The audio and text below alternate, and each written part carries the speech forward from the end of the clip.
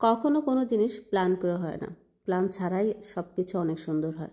আজকে ঘুম থেকে ওঠার পরপরই বিরিয়ানির প্ল্যান করেছি, বিরিয়ানি খাবো। সো বিরিয়ানি রান্না করতে করতে হঠাৎ করে আসলো যে আমরা বাইরে যাব, তো বাইরের প্রোগ্রাম, চলুন তাহলে। হ্যালো এভরিওয়ান, আসসালামু আলাইকুম। কেমন আছেন আপনারা? চলে আসলাম travel and family blog page থেকে একটা নতুন ব্লগ নিয়ে। আজকের ব্লগটা হচ্ছে হুটহাট। সেটা হচ্ছে সকালবেলা ঘুম থেকে উঠে পড়েছি, উঠে আজকাল বাবা বলতেছে যেহেতু বন্ধের দিন সো বিরিয়ানি খাবো, তো বিরিয়ানিও রান্না করে ফেললাম। বিরিয়ানি খেতে খেতে হঠাৎ করে আজকাল বাবা খাচ্ছে আর বলতেছে আজকে বিরিয়ানিটা সে মজা হয়েছে, বাইরে যেতে মন চাচ্ছে, চলো বাইরে ঘুরে আসি। তো বিরিয়ানিটা শেষ হওয়ার পরপরই যখন আমরা খাওয়া দাওয়া শুরু করলাম তখন বলতেছে আমি রান্না করেছি বলে বিরিয়ানি অনেক মজা হয়েছে। কষ্ট করে রান্না বসাইছি, আমি ক্রেডিট নিচ্ছি, সমস্যা নাই, আমার জামাই তো বলে কথা। যাই হোক, রেডি হয়ে গেলাম। রেডি হয়ে একটু আয়নার সামনে নিজেকে দেখলাম সব ঠিকঠাক আছে কিনা। হ্যাঁ, সব ঠিকঠাক আছে। আজকারে বললাম আজকাও রেডি হয়ে যা। আজকা বলতেছে আম্মা আমি অলরেডি রেডি হয়ে গেছি, কিন্তু এখন একটা কথা আছে, সেটা হচ্ছে আজকে কিন্তু আমাকে সব কিছু কিনে দিতে হবে। মানে বাইরে বের হওয়ার আগে তার এই কথাটাই থাকবে যে তাকে সব কিছু কিনে দিতে হবে। যখন বলেছি আচ্ছা দিব, তখন বলে আচ্ছা ঠিক আছে তাহলে এবার চলো, আজকে জানি কোনো কিছু মিস না হয়। আজকে অবশ্য আমাদের কোনো প্ল্যানই ছিল না। আমাদের প্ল্যানটা কীরকম হয়, হুটহাট করে হয়ে যায়। আজকার বাবার যদি মন ভালো থাকে তাহলে মনে করেন পারলে হচ্ছে সে বিভিন্ন জায়গায় ঘুরতে যায়, আর যদি মন খারাপ থাকে তাহলে বলবে যে না ভালো লাগে না। কিন্তু আমি জানি আমার জামাইও ঘুরতে খুবই পছন্দ করে, আর আমার তো ঘোরার কথা বললে এক পায়ে রাজি হয়ে যায়। আর বিশেষ করে যদি দিনটা সুন্দর থাকে, তাই আজকে দিনটা অনেক সুন্দর, রোদ আছে। রোদ দেখলে আমার মনে হয় যে আমি কোথাও না কোথাও ঘুরতে বের হয়ে যায়। যেহেতু এই ক্রিসমাসের বন্ধ প্রায় 3 সপ্তাহ, তো ঘুরতে না গেলে একদমই হবে না। ভিডিও করার সময় মুখে একটু হাসি দেখবেন না, ছবি তোলার সময় হাসি দেখবেন না, সব সময় বলে কয়ে হাসাতে। আর আমারটা দেখেন, আমাকে বলতে হয় না, 32টা দাঁত একবারে বের হয়ে যায়, একটাও ফাঁকা থাকে না।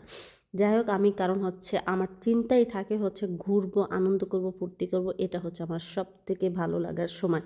এই সময়টা কোনোভাবে মন খারাপ করে থাকা যাবে না, মানে বিশেষ করে বাইরে যখন বের হব। পুরো ফ্যামিলিটা নিয়ে ঘোরার মজাই আলাদা। অনেকে আছে না ফ্যামিলিকে নিয়ে ঘুরতে পছন্দ করে না, কিন্তু আমরা পুরো ফ্যামিলিকে নিয়ে ঘুরতে খুব বেশি পছন্দ করি, এনজয় করি। আশকার বাবা যদি কখনো একা একা যায় তাহলে বলে তোমাদেরকে অনেক মিস করি।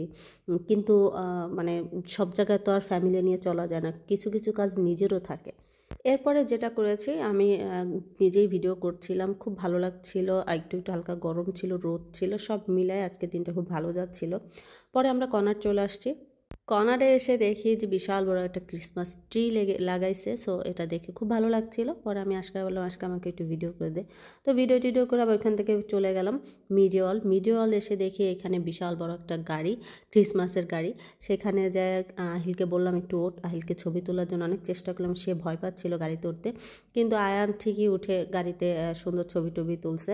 আর এখানে যে বসে আছে আমি ওনাকে দেখে ভাবছিলাম উনি একটা মেয়ে, কিন্তু পরে যখন ওনার এই লেভেলসটা সরাইছে তখন দেখি উনি একটা বুড়া। মানে ক্রিসমাসে সবসময় বয়স্কদেরই এইসব কাজের জন্য দেয়। তো আহিলকে অনেকভাবে ওঠানোর চেষ্টা করছিলাম, কিন্তু আহিল ভয়তো উঠবে না, উঠলো না। পরে সে চলে গেল রাগ করে অন্য জায়গায়। মানে এই আপনারা তো জানেন মিডিওয়ার্ল্ডের এখানে একটা খেলার জায়গা আছে, যেই জায়গাটা আহিলের খুব ভালো লাগে। তো আহিল এখানে চলে আসছে, আহিলে গাড়ির পাশ থেকে সরে গেছে, কিন্তু আমি এখানে দাঁড়ায় লোকটাকে দেখছিলাম যে সে কী করতেছে। তো আর বাচ্চারাও লোকটার দিকে তাকে, কারণ এটা করাই হয়েছে বাচ্চাদের জন্য। পরে আমরা মিডিওয়ার্ল্ডের ভিতরে ঢুকলাম, ঢুকে যায় দেখি ওনারা দুজন নাচতেছে। একটা গান বাজছিল, সে গানটা অবশ্য আমি এখানে দিলাম না।